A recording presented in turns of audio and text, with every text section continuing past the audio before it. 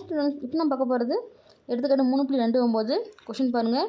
2 cos square x minus 9 cos x plus 4 equals 0 எனும் சமன்பாட்டிற்கு தீர்வுகள் இருப்பின் காண்க. நம்மக்கிட்ட ஒரு சமன்பாடு கொடுத்துருக்காங்க. இதை சால்வ் பண்ணும்போது என்ன ஆன்சராக இருக்கும்? நம்ம எல்லாம் ஃபஸ்ட்டு வந்து எக்ஸ் ஸ்கொயர் அப்படின்னு எடுத்துருப்போம். இது காஸ் ஸ்கொயர்னு கொடுத்துருக்காங்க பார்த்தீங்களா? இந்த ஃபார்மெட்டை ஃபஸ்ட்டு நம்ம எக்ஸ்க்கு மாற்றணும். மாற்றி நம்ம வந்து கண்டுபிடிக்க போகிறோம். வாங்க, இப்போது நமக்கு பாருங்கள் ஒரு சமன்பாடு கொடுத்துட்டாங்க சரிங்களா? இது ஆல்ரெடி எக்ஸ் இருக்குது. அதனால் பாருங்கள், இந்த காஸ் எக்ஸ் இந்த டேர்முக்கு பதில் நம்ம என்ன எடுக்க போகிறோம்னா காஸ் எக்ஸுக்கு பதிலாக ஒய்னு எடுக்க போகிறோம் சரிங்களா? ஏன்னா ஆல்ரெடி எக்ஸே நம்ம காஸ் எக்ஸ்னு கொடுத்துருக்காங்க சரி ஓகேங்களா? ஒய்ன்னு நம்ம என்ன வரும்? இந்த காஸ் எக்ஸ்ன்றதால ஒய்னு வருமா? இப்போ ஸ்கொயர் கட்டுறதுனால ஒய் ஸ்கொயர்னு வரும். அப்போது 2y square minus 9y plus 4 equal 0ன்னு வருமா? இப்போ காரணி மெத்தடில் இருக்குது.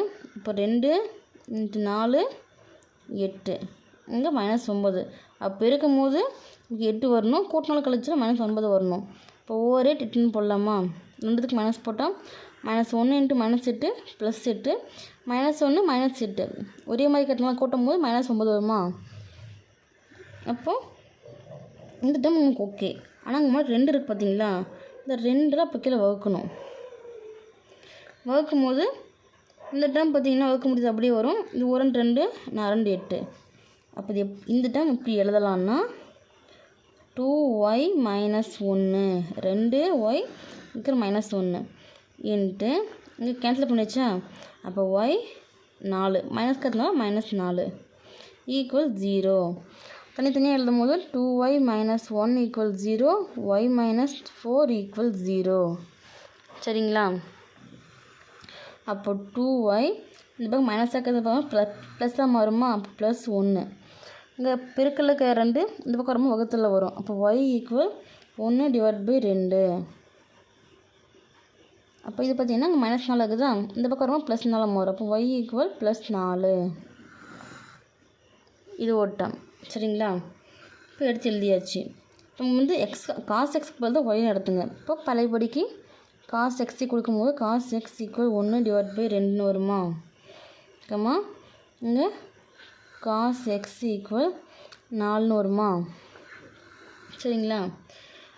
ஸோ எடுத்து எழுதியாச்சு. இப்போ இதுவும் ஃபார்முலா யூஸ் பண்ண போகிறோங்க. என்னென்னா காஸ் டீட்டா அப்படின்னும் போது காஸ் ஆல்ஃபான்னு வருமா?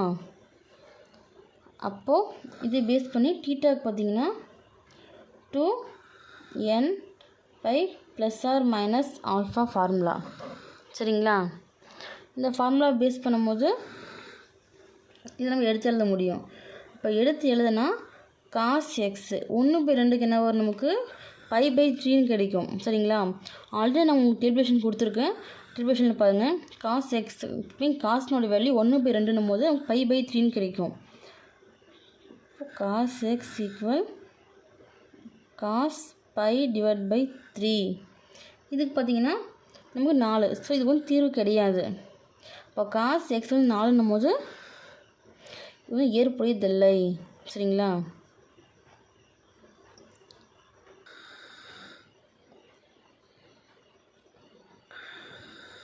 ஏற்புடையதில்லை.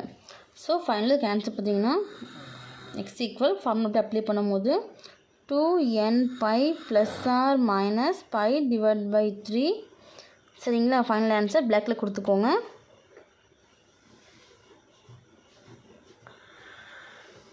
ஓகே ஸ்டூடெண்ட்ஸ், இந்த வீடியோ உங்களுக்கு பிடிச்சிருந்தா லைக் பண்ணுங்கள், ஷேர் பண்ணுங்கள், மறக்காமல் கமெண்ட் பண்ணுங்கள். One more video please subscribe my channel.